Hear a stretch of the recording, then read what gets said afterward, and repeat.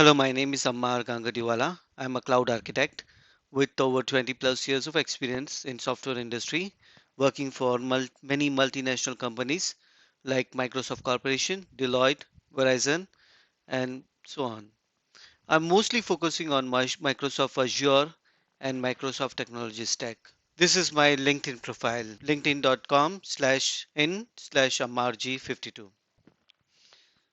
What is Azure WebApp? Azure WebApp Service is a platform as a service offering from Microsoft Azure that allows developers to easily build, deploy, and scale web application and APIs. We'll see a demo of this application we'll use the GitHub repository and then we'll deploy it to Azure Web Apps. And we'll see what are the advantages and disadvantages of using web app. I will create a new repository in my GitHub. So I will go over here. I will open my GitHub desktop application. I will go over here. I will say new repository. Click on the new repository. Okay. And then the new repository, I will give a name. I can call it .NET Core Web App Core App. Okay. I can copy the same in the description. Um, Initialize this repository with a readme. Yes. Git ignore. Which select Visual Studio from here, and then from the license I will select MIT license. Then I will click on the create repository. Okay. Create repository, and then I can publish my repository to my GitHub. So click on GitHub repository. Click on the publish repository. .NET Core description organization. My organization is this one. We'll say publish repository. Okay. Once this is published, I can just go and verify this one over here in my GitHub repository. Um, Over here, scroll down, and you see this one. Now this is repository is available with some basic files for the GitHub. Okay, I will go over here and I will open my command prompt. In my command prompt, I will write .NET CLI for creating a new web API. So .NET .NET new web API -n. Using this command, it successfully created our .NET web API project. Go to the directory cd .NET, the project which we created, and do a .NET restore command. Run .NET build command, and finally we'll run .NET run command. So this will run our .NET application, and this is our host over here.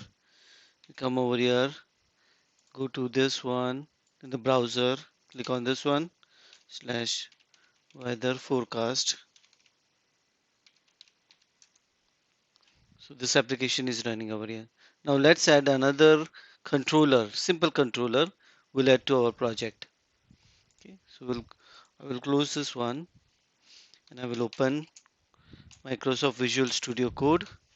In the Visual Studio Code, I will go here in the controller section. In the controller, I will add a new controller, call it home.cs. We'll copy everything from here and put it over here in the home.cs file. Okay, we'll change the name of the controller to home. Okay, and this is get function http get. I will call this, copy this one, and over here I will put http get. This one is get weather forecast. I will call it as get home, and this one will say just return string, simple string. Okay, and this one I will return welcome to my simple home page. Okay, and put a semicolon. So this is done. This is I've created a new control called home.cs. Okay, and one simple function, get function. One thing I have to do over here is that I have to go here into the program.cs file, and I have to add the course support, CORS.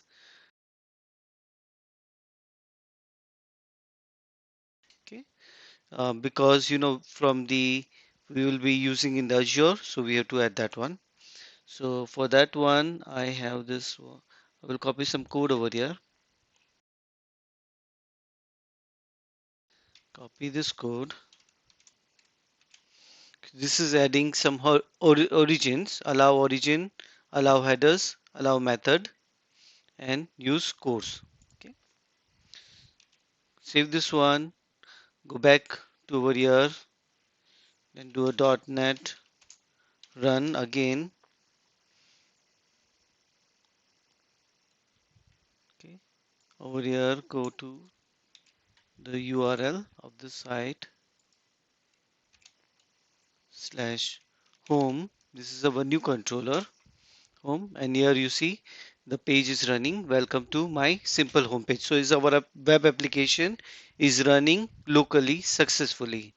Now we have to add our code to the GitHub repository, the new files that we have added. So here I will go to my command prompt again. I will stop the application, and in this one I will say git add dot. Okay. And then I will use another command, git commit -m. These are all source control commands in it. Okay. So here these files have been added to my GitHub repository locally, not yet to the my origin. So I will go to the GitHub desktop, and here you see this one. Now this button is enabled, push origin enabled. So click over here, push origin. This will upload my code from my local directory to my GitHub repository in the cloud. So go over here, verify that one, GitHub repository. This is the .NET Core, refresh it, and here you see all the files are over there. In the controllers, you see our new controller home.cs file is also added into this one.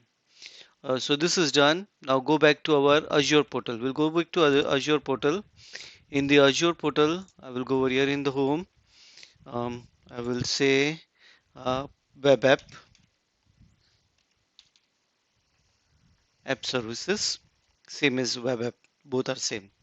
So there are no app services available. Click on the create button.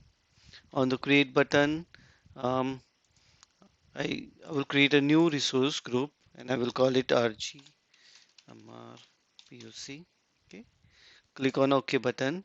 In the web app name, I can call it web some name. I'm calling it ARZ web app.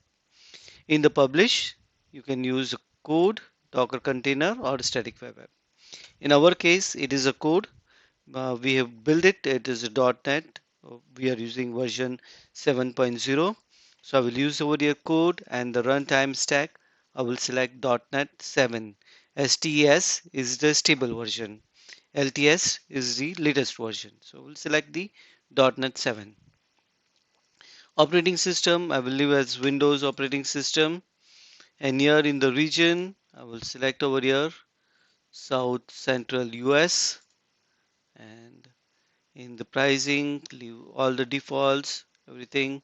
Go to the next tab, the deployment tab. Deployment, click on the GitHub action settings. This is the for the building the CI/CD pipeline. So I will say continuous deployment. I want to enable the continuous deployment. It will automatically select my GitHub account, which is linked to my Azure portal site. So here you see this one in the select organization. I have this one organization. I will select this organization. In the repository, I will select the new repository that we have created. So that is the over here .NET Core app, and the branch I will leave as a main branch. Okay. Now this is the workflow configuration file which is generated. So I can preview this file and you see all these tabs, build tabs. You see the same thing, the .NET build, publish and deploy the artifacts. Close this one, go back to the networking tab. Networking, I will leave this one as a default over here. In the monitoring, I will leave default over here as well. Tags, I don't need any tags. Review and create. Create over here. Click on the create button. This will create it. Our deployment is complete. We can go to the resource by clicking on this button. Go to the resource, and here you see this URL which is generated. I can copy this one, um, open a new tab, okay, and I will put slash home.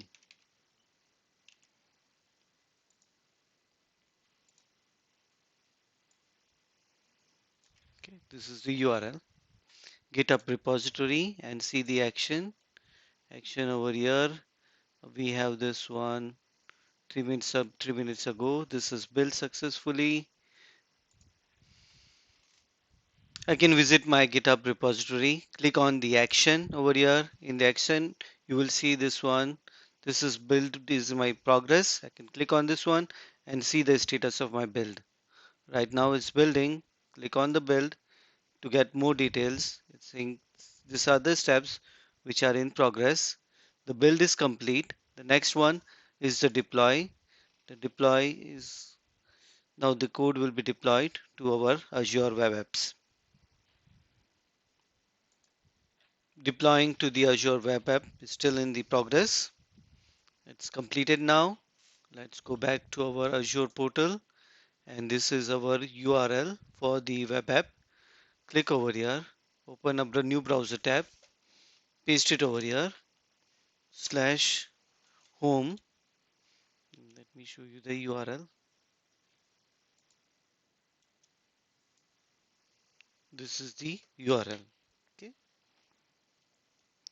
click on this one, home.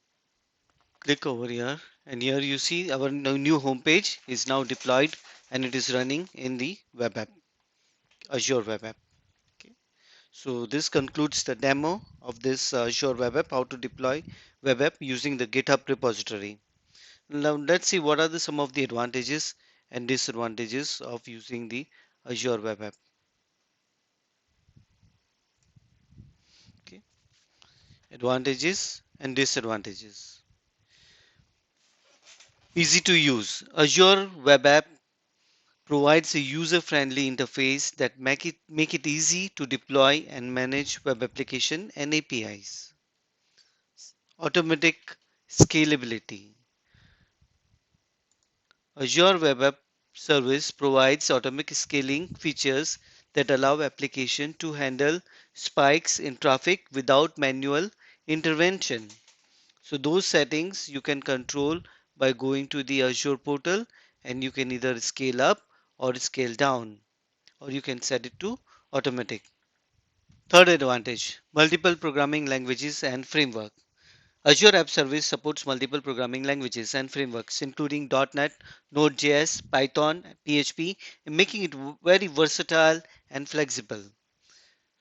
Next advantage, integration with other Azure Web App Service. Azure Web Service integrates with the other Azure services such as Azure Active Directory, Azure SQL Server Database, Azure Storage, making it very easy to build application that leverages these services. Another advantage, high availability and reliability. Azure App Service provides built-in redundancy and failover capabilities to ensure high availability and reliability of applications. So these are the advantages of using Azure App Service. Let's look at the disadvantages of using the Azure App Service. First disadvantage is limited control over infrastructure. Azure App Service is a platform as a service offering, which means that developers have limited control over underlying infrastructure. This can be a disadvantage for the developers who require more control over the operating system, runtime, and other components. Cost. It's high cost. Azure App Service can be expensive for application with high traffic and resource requirement.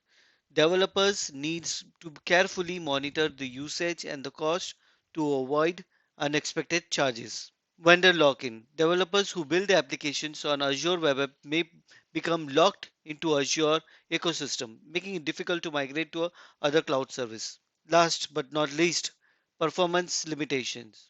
Azure App Service can handle moderate level of traffic. It may struggle with high traffic loads or compute intensive workloads, which may require more powerful infrastructure and dedicated virtual machines. Overall, Azure App Service is a good choice for developers who prioritize ease of use and flexibility, and who are looking for a platform that can quickly and easily deploy and scale web application and APIs. That concludes our today's session of Azure App Service. I hope you enjoyed the session. Please do not forget to click on the like button on my YouTube channel and also to subscribe to my YouTube channel for new content. Thank you very much. Have a good day.